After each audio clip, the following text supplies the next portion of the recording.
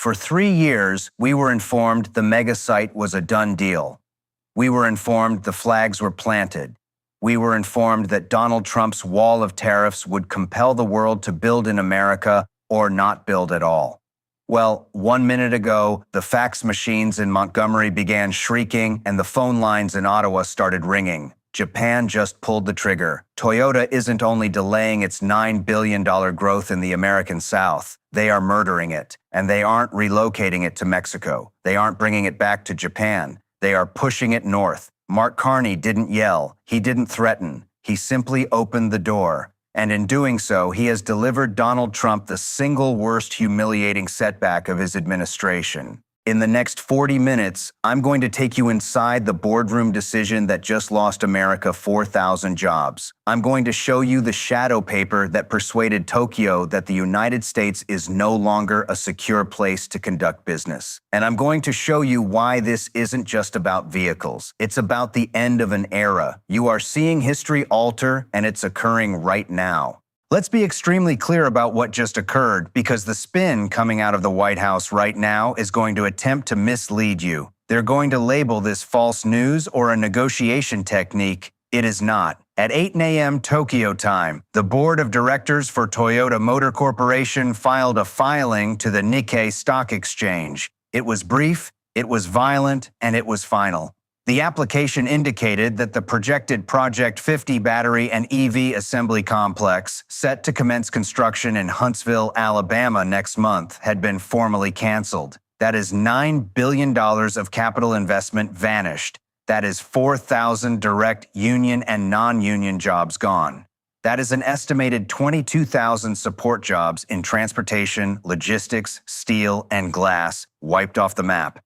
But that's not the shock. Companies terminate projects all the time. The shock is the second paragraph of that petition. Quote, Toyota has agreed into a final agreement with the Government of Canada and the Province of Ontario to transfer the plant to the Auto Corridor in Windsor, Essex.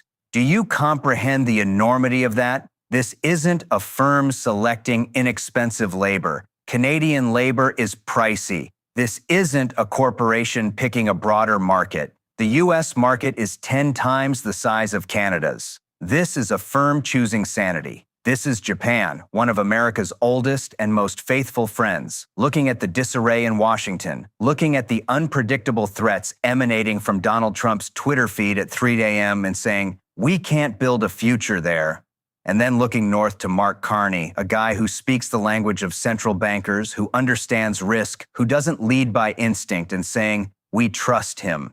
This is the moment the Trump discount became real. For months, we've heard rumors. We've heard that Carney was working the phones. We heard that his team was at Davos, discreetly talking with industrial titans, not making headlines, but making promises, pledges of stability, pledges of rule of law. Trump was on stage threatening 200% tariffs on everyone who didn't kiss the ring. Carney was in the back room giving a handshake and a worksheet. Today, the spreadsheet won. And the most alarming element for the White House. Toyota isn't the only one packing its bags. This is the first domino. And if you have a 401k or a job in manufacturing or a small firm that depends on supply chains, you need to pay attention to what I'm going to show you, because the ground beneath your feet just changed. I want to stop talking about the sentiments here and show you the facts, because the media is going to skim over why this occurred. They're going to pretend it's about tax credits. They're going to pretend it's about green energy subsidies. Those are falsehoods. I have 3 invoices that suggest this was a political judgment. This was a vote of no confidence in Donald Trump. Receipt number 1, the risk premium report. 3 weeks ago, a leaked internal risk assessment from a large Japanese banking conglomerate, the bank that supports Toyota's enormous projects, began circulating in Tokyo. We've seen bits of this document. It doesn't discuss about profit margins. It speaks about political unpredictability. The study expressly highlights the United States as a high-risk nation for long-term capital. Think about it. The United States, the basis of global capitalism, is today deemed high risk. Why? Because of the tariff man. The story highlights Trump's threat to rip up the USMCA trade accord. It mentions his threat to take overseas assets if firms don't cooperate with his political demands. It references the reality that policy in Washington changes every time the president gets furious over a news segment. The bank informed Toyota, "If you build in Alabama, your factory could be held hostage." They assured them, "If you build in Canada, you have access to the U.S. market through the trade deal, but you are physically safe from Trump's executive orders." That is the calculation. They are constructing in Canada to defend themselves from the President of the United States. Receipt number 2, the Huntsville stop. Let's look at the ground level. Local reporters in Alabama have been detecting something peculiar over the previous 10 days. The site prep work ceased. The big gear that was meant to start grading the field was placed back onto trucks last Tuesday. When the local mayor phoned the White House for aid, sources suggest he couldn't even obtain a meeting. The Trump administration was too busy conducting a Twitter battle with the European Union to realize that their greatest economic success of the year was exiting out the back door. We have video from local TV showing an empty area where the groundbreaking was scheduled to place. That vacant area is the monument to America First. It's empty because capital is a coward, money is terrified of noise, and Trump is nothing but noise. Receipt number 3, the Carney calendar. While Trump was hosting rallies, check at Mark Carney's itinerary for the previous month. January 12th, a private supper in Tokyo with the CEO of Toyota. January 14th, a video conference with the leaders of 3 major Japanese banks. January 20th, the Canadian industry minister goes to Nagoya, Toyota's headquarters, not for a picture op, but for a technical briefing. They were performing the task. While Trump was ranting about how the world is ripping America off, Carney was showing them a map of Ontario. He was showing them the lithium supply lines in northern Quebec. He was showing them the port access. He wasn't pitching Canada as a powerhouse. He was marketing Canada as the adult in the room. And here is the kicker. Sources in Ottawa are suggesting that Carney provided Toyota a particular assurance, a sovereignty shield, basically a pledge that if the U.S. attempts to impose illegitimate tariffs on these Canadian-made automobiles, the Canadian government would fund the difference until the courts knock it down. Carney put the Canadian Treasury on the line to grab this transaction. That is aggressive. That is high-stakes poker. And he just hauled in the largest prize of the decade. Look at the stock charts this morning. Toyota stock is up 4%. The market appreciates this move. General Motors and Ford are down because they are stranded in the chaotic zone while their rival has discovered a safe port. The market is voting, and the market is saying that Canada is the future of the North American auto sector and the U.S. is a burden. So why is this occurring now? Why did Toyota pull the trigger today? Because Trump is losing control of the narrative. For the past year, Trump has worked on a simple theory. Fear. He felt that if he made enough threats, if he intimidated corporations sufficiently, they would have no option but to bow. He felt he had all the leverage. He claimed the U.S. consumer market was so huge that no one could afford to quit it. He forgot one item. You don't need to be in the U.S. to sell to the U.S. Canada is right there. It's over a bridge. It's across a river. Trump wanted to create a wall around the American economy, but he locked the firms in with him, and now they feel trapped. Every time Trump announces a new tariff, he believes he's being strong. But what he's truly doing is boosting the cost of doing business in America. Think about it. If you produce a vehicle in Alabama and Trump slaps a 25% tax on the steel you require from Japan, your automobile just became more costly. But if you make the identical automobile in Windsor, Ontario, Canada has a free trade arrangement with Japan. No tariffs on steel, and Canada has a free trade arrangement with Europe. And Canada has a free trade arrangement with the U.S. Mark Carney has transformed Canada into a duty-free store for the global economy, and Trump can't figure out how to stop it.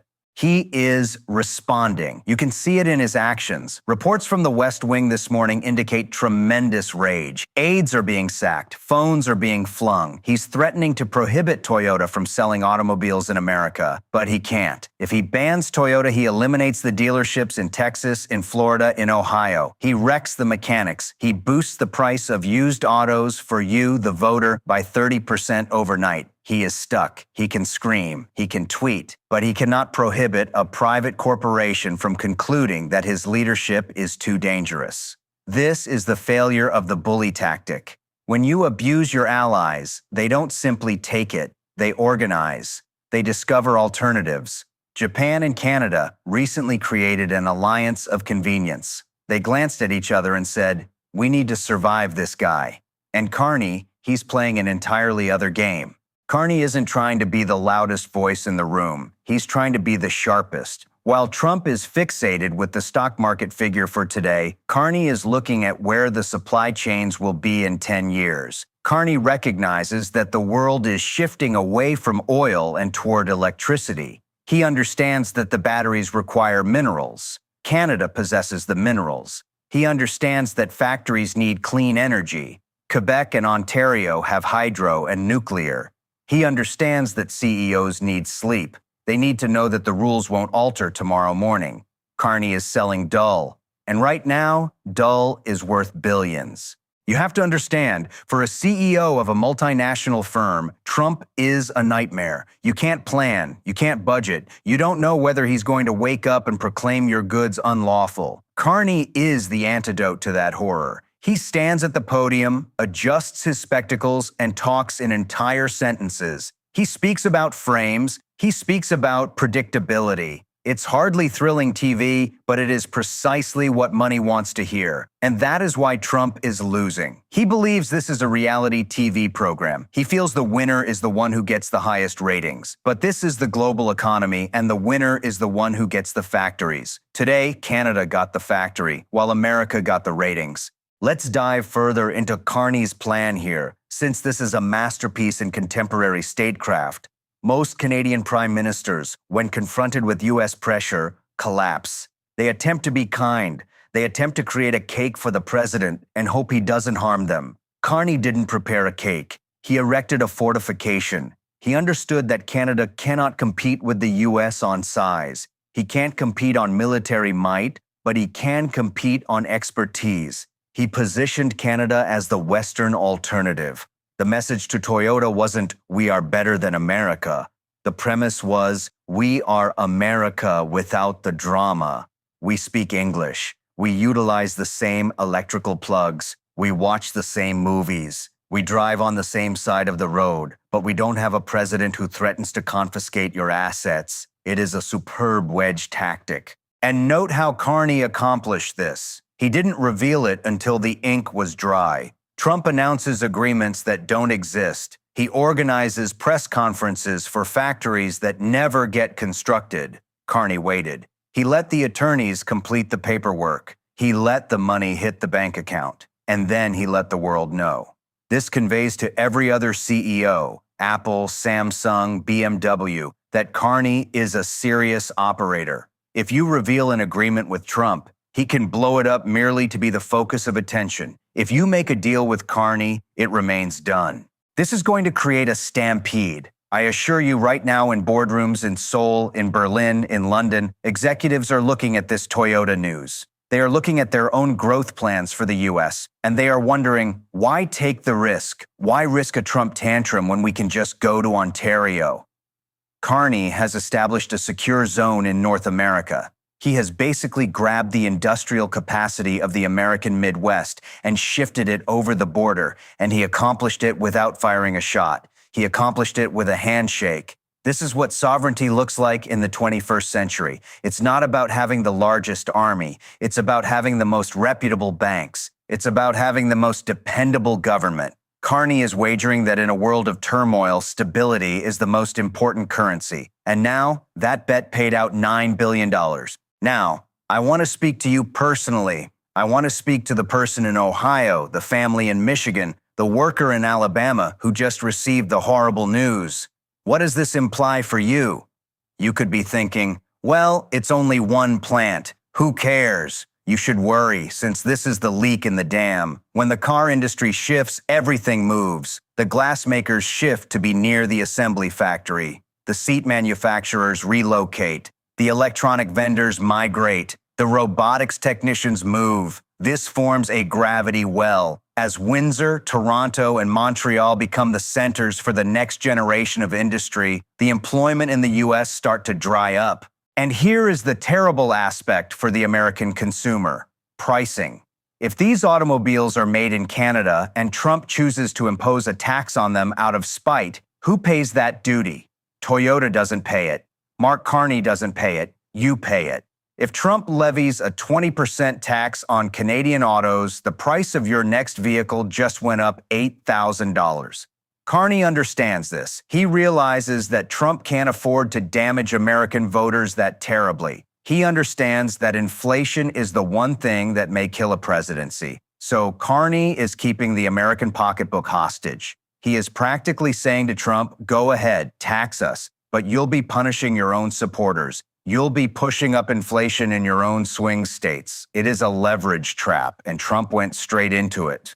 This also heralds the end of American exceptionalism in business. For 70 years, the rule was, if you want to be large, you had to be in America. Toyota recently breached that rule. They demonstrated you can be huge, you can be global, and you can skip the United States totally.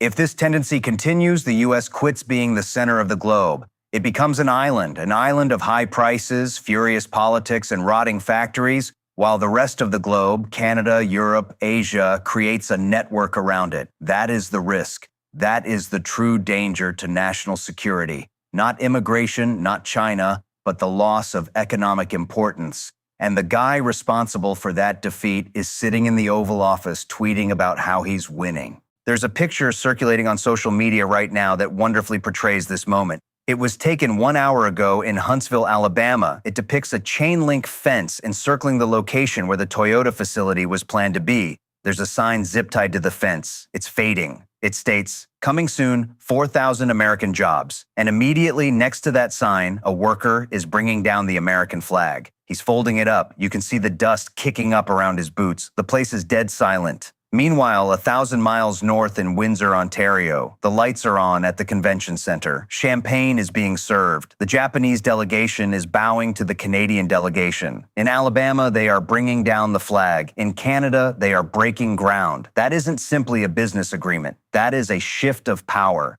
So, where do we proceed from here? Because this war is far from done. I anticipate 3 possibilities playing out in the next 48 hours. Scenario A, the Trump tantrum. This is the most likely. Trump gets up, sees the news on Fox News, and goes nuclear. He announces immediate 100% taxes on all Canadian imports. He shuts the border crossings. He wants to starve the Canadian economy to force Toyota back. If he does this, the stock market tanks. The US car industry halts within 3 days because they require Canadian components. It's economic suicide, yet he may do it. Scenario B, the silent beg. Trump understands he screwed up. He sends his trade secretary to Tokyo to plead. They offer Toyota even more money. They provide tax benefits that don't exist. They attempt to bribe them back, but it's too late. The contracts are signed. And the Japanese culture cherishes honor. Breaking a signed arrangement with Carney to go back to the guy who threatened them, it won't happen.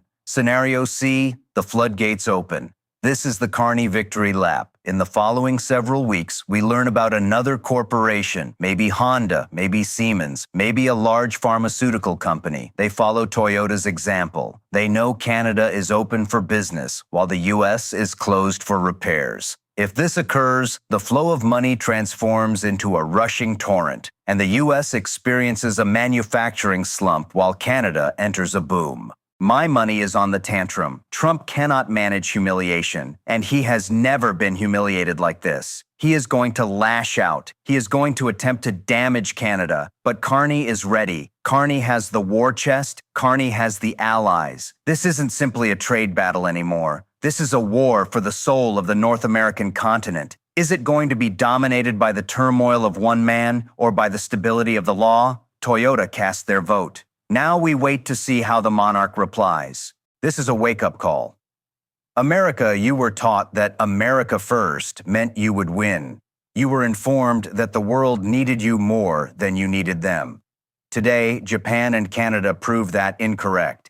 They demonstrated that they can construct the future without you. Mark Carney didn't simply take a factory, he hijacked the story. He demonstrated that you can say no to Donald Trump and not just survive, but prosper. The plant in Alabama is vacant, the jobs are gone, the money is in Ontario, and the only thing left in Washington is the cacophony.